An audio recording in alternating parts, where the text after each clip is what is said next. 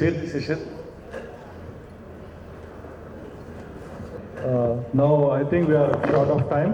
Everyone knows Srinivas Mukhi sir. He is a legend now. I think he'll be starting his talk. A very good evening to all of you, and I'm sure that this topic at this time is a little odd. I need a lot of energy to do CPAP, and CPAP is energy for neonatologists. CPAP is energy for the newborn babies. I will try to tell you why it is an energy for the newborns. Sorry. Can we have the slideshow, please?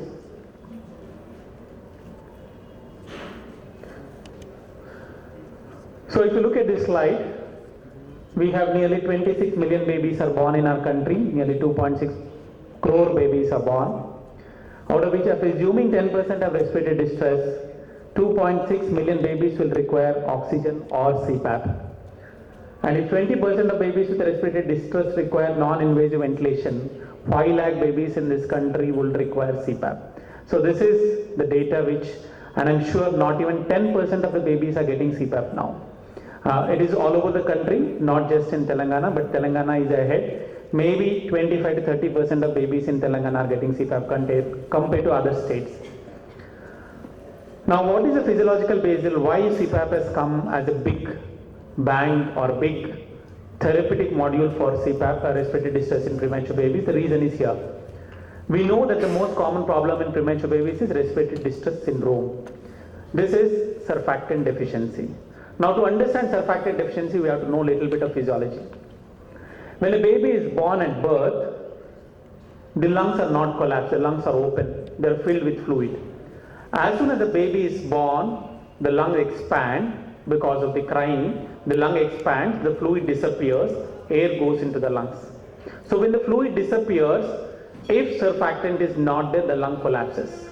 If surfactant is there, lung remain at FRC and then air can go inside. So if surfactant is not there, at the end of removal of lung fluid, the lung collapses. If surfactant is not there, if surfactant is there, the lung remains static like that. So FRC at birth will be maintained by fluid, and few hours after birth, it is surfactant which maintains the functional residual capacity. So if surfactant is not there, the lung collapses. So what do we do? If to prevent that lung collapse, we give a pressure from externally, and that pressure to prevent the lung collapse is CPAP. And that is the reason the earlier you do, the better will be the outcomes. So this is how it is going to be. Normal inspiration. At the end of normal expiration, you see that lung is not collapsed because of the layer of surfactant which is there in the alveoli. Now if there is no surfactant at the end of expiration, you would see that alveolar collapse. And when you give exogenous surfactant, it coats the alveoli and prevents the alveolar collapse at the end of expiration. Now, like surfactant, CPAP can help. So if you can have surfactant or CPAP, because both will work same way. And to understand that how CPAP prevents lung collapse, you have to know a simple rule called Laplace law. Laplace law says that the collapsing pressure of the alveoli is proportional to the surface tension and inversely proportional to the radius. So if you have the collapsing pressure is proportional to the surface tension. The surface tension is the intermolecular force which is there on the alveolar surface. So if there is no surfactant, the surface tension is going to be very high. So there will be tendency to collapse. If you have a small radius, higher is the collapsing pressure. The larger alveoli, the radius is long, they have less tendency to collapse. So always the small alveoli will tend to collapse in the large alveoli. So if you improve the radius of the alveoli, bring a small alveoli to a medium alveoli, the tendency to collapse will automatically decrease. So to bring an alveoli which is going to collapse to a medium alveoli, we use pressure from externally, and that is CPAP. So exactly the same function which has been done by surfactant is being done by CPAP. So look at this. So what we are doing in CPAP is we are converting this alveoli, which is small, which has a higher collapsing force, to an alveoli which is moderate, and the collapsing force is going to decrease. So that is why CPAP has got the best role. As soon as the baby is born, the earlier the lung fluid disappears, that time you give pressure, the lung collapse is decreased, and CPAP works the best. So this is to explain that both CPAP as well as surfactant work similarly. Surfactant coats the alveoli, whereas CPAP gives pressure to prevent it nullifies the collapsing pressure. Now what is CPAP? CPAP is continuous positive airway pressure, and this pressure is going to maintain your FRC. FRC is the lung volume at the end of expiration. So after that the baby has to put an effort. So CPAP will work only in babies who are having spontaneous breath efforts. If the baby is apneic for long, baby does not have a good brain function, CPAP is not going to be workable. The main requirement for CPAP is there should be breathing efforts. If there are no breathing efforts, because after FRC the inflation should occur because of the baby's efforts. So the prime requirement for giving CPAP are, one is you need a graded oxygen. You can't give 100% oxygen, you can't give 21% oxygen. Most of these babies require from 21 to 100% oxygen. Because when you give pressure, you are opening the alveoli and you have to put air into the alveoli. The air can vary from 21 to 100%. So CPAP includes giving oxygen, giving pressure, but the most important component of CPAP is actually humidification of the gases. When you breathe, when you take this room air into your nostril, this gas is warmed and humidified. By the time this gas reaches the lung, the gas goes at 37 degrees Celsius, and whatever humidity is there in the air, that becomes 100% humidity when it reaches the alveoli. So naturally, all of us when we are breathing, the nose, the nasal cavity, the airway helps us in warming the gases and providing moisture to the gas before they reach the alveoli. If this function is not good for us, we will land up with respiratory infections and we will land up with difficulty in taking out the secretions.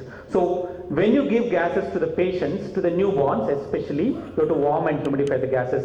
So most of us are successful in giving CPAP if our humidity is good, if your warmth of gases is good. When you're giving air and pressure, this oxygen and pressure, without warmth and humidity, you will land up with a lot of failures. So CPAP includes oxygen, pressure and warming of gases. Don't forget the most important point, that is the humidification. Now, if you have to give this pressure and oxygen, you need some gadgets to fix to the nose, and that we call it as nasal interface. Initially, the nasal interface used to be an endotracheal tube cut and put into the nasopharynx, but this no more and should not be done anymore, because it is already proven that binasal interfaces are better than single interface or single nasal interface. So what are the binasal interfaces? We have Hudson prongs, Fisher and Paykel prongs, Ram's cannula, HFNC cannula, or a flow driver cannula. Whatever cannula you are using, all of them are good. Depends on the experience. You keep using more and more, you will learn the art of fixing it, and your CPAP results are going to be better. So CPAP can be done either with a CPAP machine like a ventilator or a bubble CPAP, or a machine called infant flow driver. I will try to differentiate these two because there has been some confusion that flow drivers are better than bubble CPAPs or CPAPs, but now the consensus is CPAP is as good as flow drivers. Bubble CPAP is the pressure generator is a bubble chamber. In this, as I already said, CPAP means giving air oxygen using compressed air source, compressed oxygen and a blender. You need a flow of gas to generate pressure, and you need a humidifier to warm the gases to 3700% relative humidity, and you need one of the nasal interface when you are doing CPAP. When you are doing flow driver, you need a nasal interface like what you do in bubble CPAP. In bubble CPAP, the pressure generator is a bubble chamber, whereas in infant flow driver, the pressure is generated at the nasal prongs. So the prongs, there is a flow, and at the prongs the pressures are generated because of a small phenomenon called Coanda effect. So there is an obstruction to the gas flow while the gas is flowing into the interface, and that generates the pressure here, and that pressure goes into the lungs. So in flow drivers, the pressure is generated by the flow. In bubble CPAP, the pressure is generated by the bubble chamber. That's the difference. But you also need same blender, same flow of gases and humidification like what you require in bubble CPAP. So if you look at this is a bubble CPAP machine, this is a flow driver machine. In bubble CPAP you need interface like this, and flow driver you need an interface like this where the pressure generates in the nasal interface. So this is a typical bubble CPAP machine where you have air, oxygen, blender and a flow meter, whereas this is a flow driver where all of these are part of the machine which are inside. So the pressure generated in a bubble CPAP is a bubble chamber like this, whereas in a flow driver, the pressure is generated inside this nasal prongs or the interface. The new concept is high flow nasal cannula.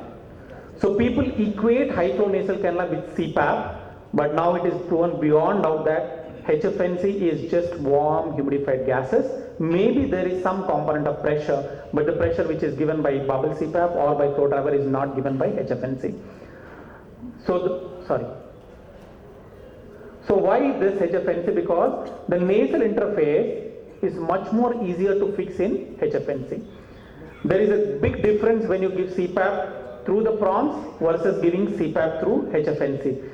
In HFNC, the prong should be as small size as possible. They should fit less than 50% of the nostrils in HFNC. Whereas in CPAP, the prong should be fitting snugly. There should not be any leaks in the nasal orifices in CPAP. So in HFNC, you are allowing the gases to leak through the nostrils, whereas in CPAP, you are building the pressures by keeping it snugly.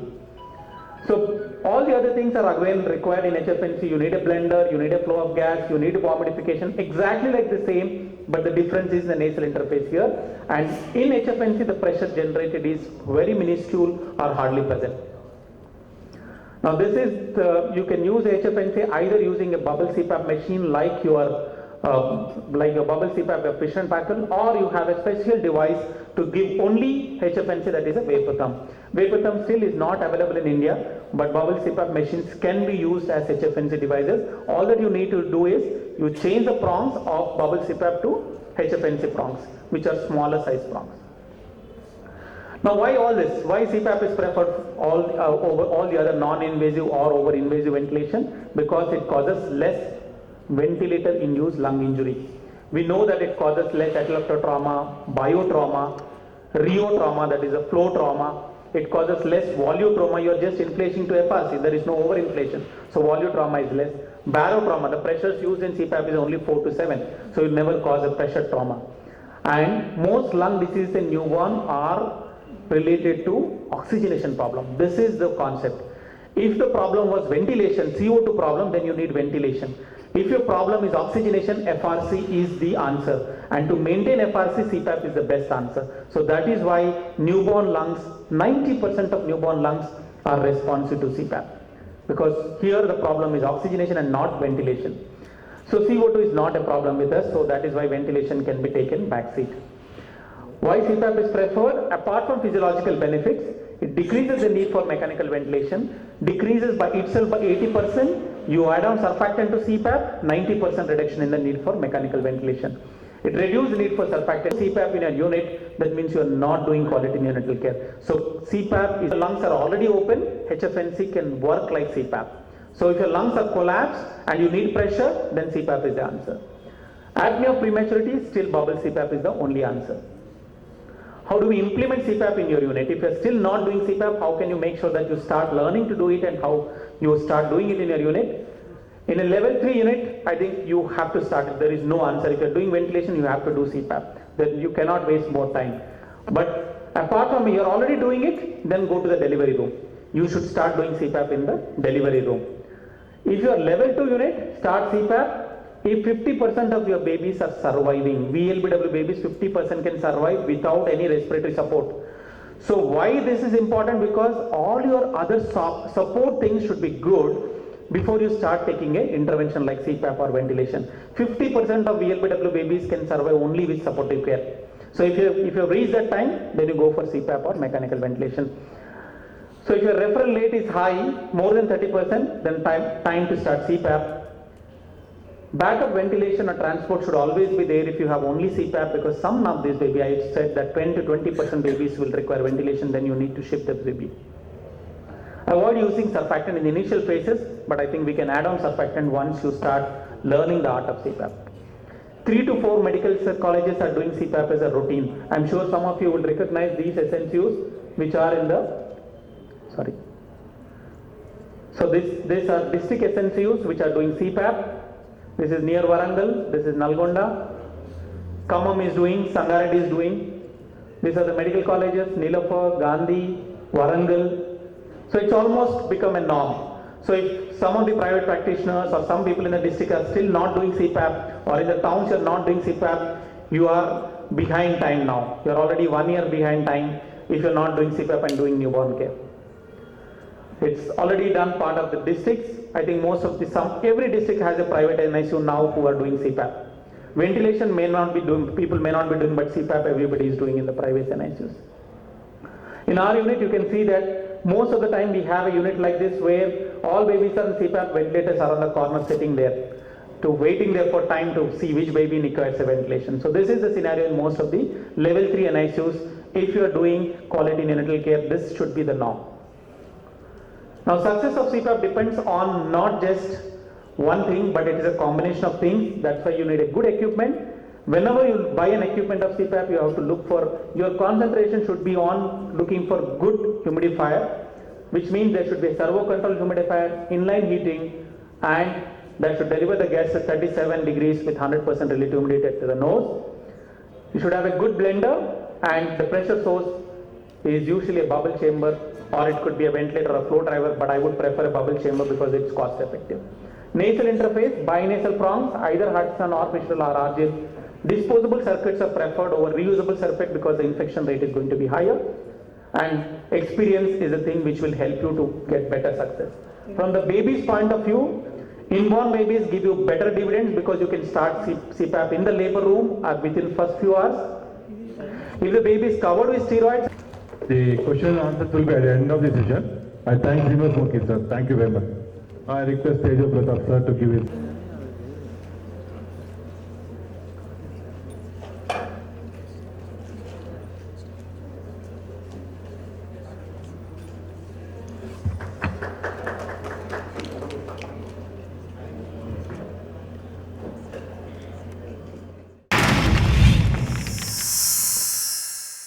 Like and subscribe Eagle Media Works.